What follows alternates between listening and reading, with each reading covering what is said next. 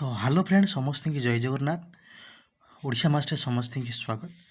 तो आगु को आसूबा आपंकर exam live stock inspector forest guard forest ranger और डबल एस और ट्रिपल एस जहाँ भी आपण ओडिशा गवर्नमेंट प्रिपेयर होती आपने से विषय में आपणकर व्याकरण बहुत बहुत इम्पोर्टाट।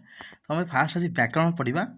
फास्ट देखा आज आम व्याकरण प्रयोजन ओडिया भाषार क्रम विकास ध्वनि वर्ण वर्णमाला बर्तमान देखा ता सहित आगे जो मैंने चैनल नुआ डेफिनेट चैनल को एमती सब्सक्राइब कर एमती कंटेंट पाइबा।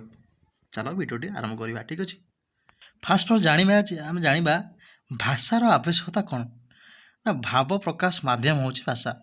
जो मानकर भाषा नहीं से जानते जो मान भाषा नहीं से मनुष्य नुहति कारण भाषा माध्यम मनर भावना को आम प्रकाश कर। ठीक अच्छे से कारण पृथ्वी एक भाग्यवान कारण से भाषा अधिकारी मानव वेतन जीव से विभिन्न प्रकार संकेत व शब्द माध्यम प्रकाश करते कि आगुरी कौन आम जानी आगुरी जो आम जो आपणकर जो जो मानवर क्रम विकास घटिला से कौन है आपणकर ना आपणकर आस्ते आस्ते भाषार व्यवहार शिखिले निआर व्यवहार शिखिले पत्थर को पत्थर घसिक निआर व्यवहार करुले सहित जो पशु पक्षी अच्छा एक निर्दिष्ट भाषा अच्छी कि डाक अच्छी काउर का डाक कोईल को डाक अदर सब पक्षी मान भाषा अच्छी किंतु से भाषा बुझीपार हुए ना कि मनीष मानकर भाषा एक निर्दिष्ट शैली अटे जहाँ को बुझा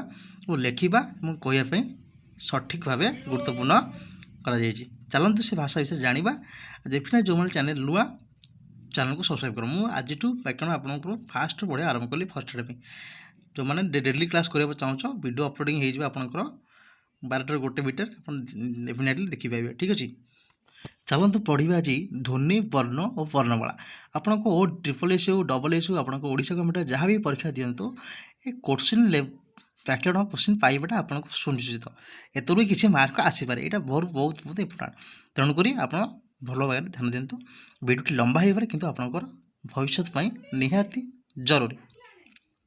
प्रथम ध्वनि कौन जाना प्रभात सज्जा ठारू प्रभातर सज्जा ठारू रातिर सज्जा पर्यंत ग्रहण मनुष्य नाना ध्वनि शुणा पाए जमी आपंकर आलारा शोबार उठार आलाराम हो कि काउर राब हो इत्यादि ध्वनि रूपे ग्रहण कर प्रकृति राज्य में अहरह विभिन्न ध्वनि सृष्टि होती आम जो समाज में बास करुचु बारंबार विभिन्न प्रकार ध्वनि सृष्टि होती सत ना मिछ सत मनुष्यर ध्वनि होती आम जो मनीष मानक जो बर्तमान जो पढ़ाऊँ आपको कौन मुझे गोटे ध्वनि बर्तमान सृष्टि करुँची पढ़ुची। ठीक अच्छे कहीं अतीतर मानव निजर मुख्य निश्चित ध्वनि साहाय्य भाव प्रकाश कर भाव माने आम निजर मनर भावना को आम अन्य प्रकाश कर कौन ध्वनि को भाषा रूपे आम परिगणित कर अन्य पशु पशु मैंने किसी ना कि ध्वनि द्वारा प्रकाश कर जमीक आप काऊ कथा कहली का हवा आपंकर का करवा कुकुड़ा कथा कमी सकाल डाक क कहवा जमी कोईल कौन आप कु कहवा स्वर।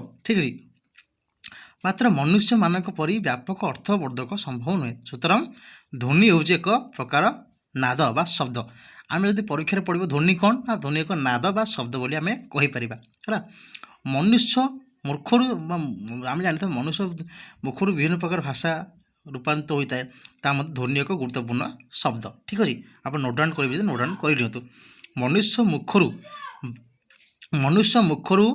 मनुष्य मुख निश्चित भाव प्रकाशक ध्वनि समूह हो भाषा। भाषा आम क्या कहवा भाषा हूँ मनुष्य मुहर जहाँ बाहर मनुष्य मुहर जहाँ बाहर भाषार मनुष्य निजर भाव को आदान प्रदान करने जो शब्द बाहर भाषा कहुए भाषा एक भाव प्रकाश कर प्रधान माध्यम आम जहाँ दरकार हो किसी कौन बुझे आम सपोज उदाहरण मैं आपको देवी मु खाइबी है मु खाइबी कौन मु कहली जेहेतु भोक लगुच कहली कहला कहले ना कि दब खाइक मत। ठीक अच्छे तो यह हूँ यार उदाहरण आप नोट डाउन कर जहाँद्वारा आपन को पढ़ा को सुविधा हो। ठीक अच्छे चलो सेकेंड क्वेश्चन देखा सेकेंड टॉपिक कौन हो ध्वनि बुझीपारे ध्वनि तथापि आउ कहीदे ध्वनि हूँ ध्वनि आम मनीष जो गोटे समाज में बास करुच्ची से समाज सकाल ठारू आपन रात्रि पर्यंत विभिन्न प्रकार ध्वनि शुणी ता मध्य सजार स्टार्टिंग आम आलाराम शुणा पाई था। जदि आप गाँ गहली रोच शुणिपारे काऊ हो कि कुड़ार राव शुणिपारे ता सहित ध्वनि माध्यम हूँ भाषा भाषार माध्यम हूँ भाव भाव माध्यम आम भाषा को कौन करूँ आम आविष्कार करूँ बा भाव माध्यम आम भाषा को कहीपर। ठीक है सेकेंड क्वेश्चन देखा सेकेंड टॉपिक देखा आज वर्ण ध्वनि मानक लिखित रूप हूँ वर्ण ध्वनि जो आम जो ध्वनि मान कौन ध्वनि आम कहूँ के बर्तमान कहूँ ये ध्वनि माने माने कहूँ आपन को जो रईटिंग करदे लिखिदिए सी हूँ वर्ण हो ध्वनि मानक ध्वनि मानक आम लिखा मुझे पढ़ाऊँ आपन को लिखी मुझे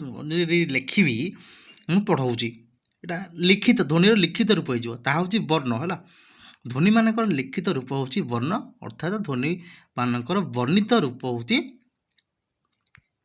है ध्वनि मानक जो लिखा हूँ वर्ण यहाँ मन रखु ध्वनि मानक जो लिखा जाए सी हूँ वर्ण वर्ण ध्वनि मानक लिखित होता लिपि कहुए आउ गोटे क्वेश्चन मतलब बाहर कि कौन वर्ण मानक आम लिखा भाषा को कौन भाषा को आम कौच कौन ध्वनि माध्यम करूँ ध्वनिटा कौन कौच भाषा कौच ध्वनि की आम ध्वनि लिखा ध्वनि की लिखा आम हूँ वर्ण से वर्ण को जो लिखला किसी शब्द किसी लिपि किसी शब्द उपर उच्चारण हुए लिपि कहुए लिपि कौन कौन वर्ण को आम शब्द शब्द शब्द को आम कहला गोटे भाषा हूँ भाषार लिखित रूप कौन ध्वनि भाषा को जो सॉरी सॉरी भाषा को आम जो लिखुँ से कौन हो वर्ण वर्ण वर्ण को जो लिखुँ कौन से हूँ तो ठीक अच्छे है तो लिपि बोली कह वर्णमाला कौन वर्णमाला आप जानते ओडिया भाषा कौन अच्छी अ आठू अ आ हसई दिघी हसो दुगु रु रु ए ऐ म क ख ग घ ङ च छ ज झ निय ट ठ ड ढ ण त थ द ध न प फ ब भ म झ र ळ ब तालबेश मुंडेश दंतेश ह क्ष य है टोटाल 49टी अच्छी है परीक्षा पढ़े केते गोटी अच्छी आपंकर ना 49 गोटी अच्छी ठीक अच्छे है परीक्षा पढ़े के अच्छे आप 49 अच्छी मन दे शुणे साधारणतः वर्ण मानक आम के दी भाग विभक्त करूँ है दुई भाग बर्तमान दुई भाग अच्छी दुई भाग तो गोटे स्वर वर्ण आ गए व्यंजन वर्ण इंग्लीश सेमती जो आम आल्फाबेट जो अच्छी कौन आपंकर स्वर वर्ण अच्छी आ व्यंजन वर्ण भी अच्छी जो ए इ आई ओ यू जहाँ आगे थी सेठी आन बस ए बस आप टेन्स तो पढ़ी निश्चिंत है दुई भाग कौन आप रोचे गोटे हूँ स्वर वर्ण गोटे व्यंजन वर्ण ठीक अच्छे परीक्षा भी आसपे स्वर वर्ण क्या कहुए अन्यर अन्य वर्णर साहाय्य न नहीं उच्चारित होता वर्ण को आम स्वर वर्ण कहुए तो मुझे कहूँ है क्या उच्चारण हो क कह कौन कह क कहले अ आसुरी क कहले मैंने अ आसूरी अ कहले कौन खाली अ ही आसूसी तेणु से क्या उच्चारण नहीं क्या निजे ही कहीपी देख अ आ हसई दुघु हसो दुघु रु रु अच्छी ए ऐ ओ अच्छी है 11टी स्वरवर्ण अच्छी है जहाँ जी बिना साहाଯ୍य उच्चारण हुए थी हूँ स्वरपूर्ण की अच्छी 11टा अ आ हसई देखी हसो दुघु रु गोटे ए ऐ ओ हूँ है 11टा व्यंजन वर्ण कौन देखा व्यंजन देखा जे स्वरवर्णर मान को नहीं उच्चारण कराए जो नोट डाउन कर दिखाँ स्वरवर्ण क्या कहे ना जो वर्ण साहाय्य न नहीं कहार साहाय्य न नहीं उच्चारण कराए स्वरवर्ण कहुए स्वरवर्ण हूँ आप 11टी अ आ हसई दिखी हसो दुगु रु गोटे रु ना तापर ए ऐ ओ 11टा ठीक अच्छे व्यंजन वर्ण कौन ना व्यंजन वर्ण कौन हो कहीदे आप नोट डाउन कर दिंतु जो वर्ण स्वरवर्णर साहाय्य उच्चारण करने कष्ट होता है ताको व्यंजन वर्ण बोली कहुए आप ओठू आसला ल पर्यंत सी ही सब व्यंजन वर्ण कर दिंतु उच्चारण करी र र कहले कौन अच्छी र अ आसुना नहीं म आसुना नहीं तो से टाइप सी हूँ व्यंजन वर्ण ठीक अच्छे स्वरवर्ण मानकर श्रेणी स्वरवर्ण को मानक व्यंजन वर्ण आप कहीदेली नोट डाउन कर दिखाँ ଯଦି କିଛି ଜାଣିପାରୁନାହାନ୍ତି ଭିଡ଼ିଓ ସ୍କ୍ରିପ୍ କରିଦିଅନ୍ତୁ ପଛକୁ ଦେଖିଦେବେ ଠିକ୍ ଅଛି। ସ୍ୱରବର୍ଣ୍ଣର ଶ୍ରେଣୀବିଭାଗ ସ୍ୱରବର୍ଣ୍ଣ ଆପଣଙ୍କୁ ସ୍ୱରବର୍ଣ୍ଣ ସାଧାରଣତଃ କେତେ ଭାଗରେ ବିଭକ୍ତ ସ୍ୱରବର୍ଣ୍ଣ ଆପଣ ସାଧାରଣତଃ ଜାଣିଥିବେ ସ୍ୱରବର୍ଣ୍ଣ ଆପଣଙ୍କୁ କେତେ ଭାଗ ନା 2 ଭାଗରେ ହ୍ରସ୍ୱ ସ୍ୱର ଗୋଟେ ଦୀର୍ଘ ସ୍ୱର ଗୋଟେ ହେଲା। ସ୍ୱରବର୍ଣ୍ଣକୁ କେତେ ବର୍ଣ୍ଣ କେତେ ପ୍ରକାର ଗୋଟେ ସ୍ୱରବର୍ଣ୍ଣ ଗୋଟେ ବ୍ୟଞ୍ଜନ ବର୍ଣ୍ଣ। ସ୍ୱରବର୍ଣ୍ଣ କେତେ ଭାଗରେ ନା ଗୋଟେ ହ୍ରସ୍ୱ ସ୍ୱର ଗୋଟେ ଦୀର୍ଘ ସ୍ୱର ଠିକ୍ ଅଛି। ହ୍ରସ୍ୱ ସ୍ୱର କ'ଣ ନା ଅ ଇ ଉ ରୁ। ଦୀର୍ଘ ସ୍ୱର କ'ଣ ନା ଆ ଇ ଉ ଏ ଐ ଓ ହେଲା। ହ୍ରସ୍ୱ କ'ଣ ନା ହ ଅ ଇ ହେଲା ଅ ଇ ଉ ର ହେଲା ଉ। ଦୀର୍ଘ ସ୍ୱର କ'ଣ ନା ଆ ଇ ଉ ଏ ଐ ଔ ହେଲା। ସେଠି ଦେଖିବା ହ୍ରସ୍ୱ ସ୍ୱର ଅପେକ୍ଷା ଦୀର୍ଘ ସ୍ୱର ମାନଙ୍କର ଉଚ୍ଚାରଣ ସମୟ ନିଏ। ହ୍ରସ୍ୱ ସ୍ୱର ସାଧାରଣତଃ ଆମେ ଜାଣିଥିବେ ସାଙ୍ଗେ ସାଙ୍ଗେ ଉଚ୍ଚାରଣ ହୋଇଯାଏ, କିନ୍ତୁ ଦୀର୍ଘ ସ୍ୱରଟା କି ସମୟ ଲାଗେ। ଆ ସମୟ ଲାଗୁଛି, ଅ କ'ଣ ସଡନ୍ଲି ହେଇଯାଉଛି ନା ନାଇଁ, ଇ ଏସବୁ ସଡନ୍ଲି ହେଇଯାଉଛି। ତାପରେ ଦେଖିବା ଆମର ଟିକେ ନୋଟ୍ ଡାଉନ୍ କରିଦେବି ଯେତକ ହେଲା। ତ ଯାହା ମେନ୍ ପଏଣ୍ଟ ପଢ଼େଇବି ଆପଣଙ୍କୁ ମୁଁ ଅଲରେଡ଼ି ମୁଁ କହିଦେଇଛି ଆକୁ ଆପଣଙ୍କ ବ୍ୟଞ୍ଜନ ବର୍ଣ୍ଣ କାହାକୁ କୁହାଯାଏ ଯେଉଁ ବର୍ଣ୍ଣଗୁଡ଼ିକ ସ୍ୱରବର୍ଣ୍ଣ ସାହାଯ୍ୟରେ ଉଚ୍ଚାରଣ ହୁଅନ୍ତି ତାକୁ ବ୍ୟଞ୍ଜନ ବର୍ଣ୍ଣ ବୋଲି କୁହାଯାଏ ହେଲା। ତା ସଂଖ୍ୟା 38 ସ୍ୱରବର୍ଣ୍ଣ କେତେ ଆପଣଙ୍କର 11ଟି ଠିକ୍ ଅଛି। ତ ଯେଉଁ ବର୍ଣ୍ଣମାନଙ୍କ ଅଛି ବର୍ଣ୍ଣମାନଙ୍କ ଶ୍ରେଣୀବିଭାଗ ଦେଖିବା ହେଲା। ବର୍ଣ୍ଣମାନଙ୍କର ଶ୍ରେଣୀବିଭାଗ ଦେଖିବା ଆଜି ଠିକ୍ ଅଛି। ଗୋଟେ ଅଛି ହେଲା ଗୋଟେ ଦେଖନ୍ତୁ ଗୋଟେ ଅଛି କ ବର୍ଣ୍ଣ ଚ ବର୍ଣ୍ଣ ଟ ବର୍ଣ୍ଣ ତ ବର୍ଣ୍ଣ ପ ବର୍ଣ୍ଣ ହେଲା। କ'ଣ ମନେ ରଖିଦେବେ ନା କଚଟ ତପ ହେଲା। କଚଟ ତପ ଏମିତି ମନେ ରଖିଦେବେ ଯେମିତି ମାନେ ଫର୍ମୁଲା ହିସାବରେ ମନେ ହେଇଯିବ ଠିକ୍ ଅଛି। କଚଟ ତପ ମନେ ରଖିଦେବେ ସେ ଆସିବାରି। କ ବର୍ଣ୍ଣ କିଏ ଆସିବ କ ବର୍ଣ୍ଣ ଆପଣଙ୍କ କଠୁ ଆରମ୍ଭ ହେବ କ ଖ ଗ ଘ ଙ। ଚ ବର୍ଣ୍ଣ ଚ ଠୁ ଆରମ୍ଭ ହେବ ଚ ଛ ଜ ଝ ଞ। ଟ ବର୍ଣ୍ଣ କ'ଣ ହେବ ଟ ଠୁ ଆରମ୍ଭ ହେବ ଟ ଠ ଡ ଢ ଣ। ପ ବର୍ଣ୍ଣ ତ ଠୁ ଆରମ୍ଭ ତ ଥ ଦ ଧ ନ। ପ ବର୍ଣ୍ଣ କ'ଣ ନା ପ ଫ ପ ଭ ମ ହେଲା। ଏଇଟା ମନେ ରଖିବେ କ ଚ ଟ ତପ ହେଲା। ଆପଣଙ୍କ ଲେଖନ୍ତି କ ଚ ଟ ତପ କ ଚ ଟ ତପ ଏଇଟା ମନେ ରଖିଦେବେ ଠିକ୍ ଅଛି। କ ବର୍ଣ୍ଣଟା କ'ଣ କେଉଁ ବର୍ଣ୍ଣ ଆସୁଛି ନା କଣ୍ଠେ ବର୍ଣ୍ଣରେ ନା କ ପୁରା କଣ୍ଠରୁ ଉଚ୍ଚାରଣ ହେଉଛି। ଚଟା ତଲବ୍ୟ ଟଟା ମୂର୍ଧନ୍ୟ ମୂର୍ଧନ୍ୟ ଆସୁଛି ପୁରା ମୂର୍ଧନ୍ୟ ଆସୁଛି। ତଟା ଦାନ୍ତରୁ ଅଛି ଦନ୍ତରୁ। ପଟା ଆସୁଛି ଓଷ୍ଠରୁ ହେଲା। ତାକୁ ମନେ ରଖିବେ ଟିକେ ଆଉ ଥରେ ମନେ ରଖୁଛୁ କ ଚ ଟ ତପ। କଟା କ'ଣ ନା କ ଖ ଗ ଘ ଙ। ଚଟା କ'ଣ ଚ ଛ ଜ ଝ ଞ। ଟଟା ଆପଣଙ୍କର ଟ ଠ ଡ ଣ ଆସିବ। ତ ଆପଣଙ୍କର ତ ଥ ଦ ଧ ଆସିବ ଏଇଟା ହେଲା ଠିକ୍ ଅଛି।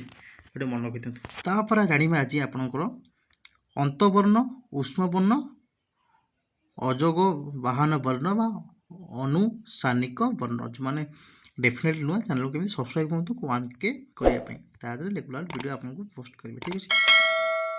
ଅନ୍ତବର୍ଣ୍ଣ କ'ଣ ଆସିବ ଆପଣଙ୍କର ଜ ଆସିବ ଇଏ ଆସିବ ର ଆସିବ ଳ ଆସିବ ଳ ଆସିବ ମାନେ ଯେଉଁ ଅନ୍ତରୁ ମାନେ ଯେଉଁ ତଣ୍ଟିରୁ ପୁରା ଉଚ୍ଚାରଣ ହେଉଛି। ଉଚ୍ଚାରଣ କ୍ଷେତ୍ରରେ ଏଗୁଡ଼ିକ ସ୍ୱର ବ୍ୟଞ୍ଜନ ସହ ମଧ୍ୟ ଏ କ'ଣ ଏ ବ୍ୟଞ୍ଜନ ବର୍ଣ୍ଣ ଇଏ ସ୍ୱରବର୍ଣ୍ଣ ସାହାଯ୍ୟରେ ଉଚ୍ଚାରଣ ହେଉଛି। ଉଷ୍ମବର୍ଣ୍ଣ କ'ଣ ନା ସ ଯେଉଁ ଆପଣଙ୍କ 3ଟା ସ ଆସିବ ମୂର୍ଧନ୍ୟ ଦନ୍ତେଶ ତାଲବେଶ ଏଗୁଡ଼ିକ ଉଷ୍ମବର୍ଣ୍ଣ। ଅଯୋଗ ବର୍ଣ୍ଣ କିଏ ଆପଣ ଅନୁସାରେ ଆସିବ ବିସର୍ଗ ଚନ୍ଦ୍ର ଆସିବ ଏସବୁ ଅଶୋକ ବର୍ଣ୍ଣ। ଏ ଯେଉଁ ଦେଖିଦେଇଥା ଟିକେ ଅନୁସାଚିକ ବର୍ଣ୍ଣ ଆପଣ କିଏ ଆସିବ ନା ପ୍ରତ୍ୟେକ ବର୍ଣ୍ଣ ପଞ୍ଚମ ବର୍ଣ୍ଣ ତ ଉଁ ଆସିବ ନିଅ ଆସିବ ଣ ଆସିବ ନ ଆସିବ ନ ଆସିବ ହେଲା। ଏଇଟା ଟିକେ ଦେଖିଥାଅ ଏତେ ଇମ୍ପୋର୍ଟାଣ୍ଟ ନାହିଁ କିନ୍ତୁ ତଥାପି ଦେଖିଦେଇଥାଅ ନା କାରଣ ବ୍ୟାକରଣ ବି ବହୁ କୋଶ୍ଚିନ୍ ଆସୁଛି ଇମ୍ପୋର୍ଟାଣ୍ଟ ହେଇପାରେ ଆପଣଙ୍କ ପାଇଁକା। ଏମିତି ଉଚ୍ଚାରଣ ହେଉଛି ଦେଖନ୍ତୁ ଅ ଆ କ ଖ ଗ ଘ ଙ ଏଇଟା କ'ଣ ନା କଣ୍ଠରୁ ଉଚ୍ଚାରଣ ହେଉଛି। ଆଉ କଣ୍ଠ ନାମ କୁହାଯାଇଛି ଇ। ଏହାର ଗୋଟେ ମନେ ରଖି ଦେଖନ୍ତୁ ୟାର ଗୋଟେ ସ୍କ୍ରିନଶଟ୍ ନେଇଯାଆନ୍ତୁ ଏହାର ମନେ ରଖିବେ ଠିକ୍ ଅଛି। ଆଉ ସେତେ ଇମ୍ପୋର୍ଟାଣ୍ଟ ନା ତଥାପି ପଡ଼ିପାରେ ଆପଣଙ୍କୁ ଗୋଟେ କୋଶ୍ଚିନ୍ ବି ଆସିଛି ଠିକ୍ ଅଛି। ସ୍କ୍ରିନଶଟ୍ ନେଇଯାଆନ୍ତୁ। ତାପରେ ଆପଣ କୋଶ୍ଚିନ୍ ଦେଖିବା କୋଶ୍ଚିନ୍ ଆପଣଙ୍କ କେତେ ରହୁଛି ଆପଣ ଘରେ ବସି ନିଶ୍ଚିତ ପ୍ରାକ୍ଟିସ୍ କରିପାରିବେ ଠିକ୍ ଅଛି। ପ୍ରାକ୍ଟିସ୍ କରିପାରିବେ।